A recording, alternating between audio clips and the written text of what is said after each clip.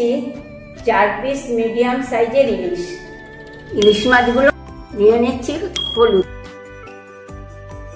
লঙ্কা, আর তার মধ্যে নিয়ে নেবো একটুখানি নুন। এবার এটাকে আমি একটু সাদা সর্ষে আর পোস্ত একসাথেই আমি এটা বেটে নেব।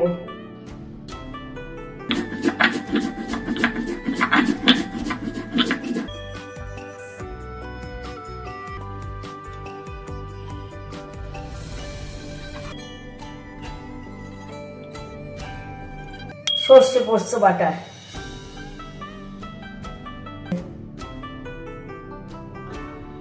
দিয়ে নিচ্ছি অল্প করে হলুদ, দুটো কাঁচা লঙ্কা। এবার আমি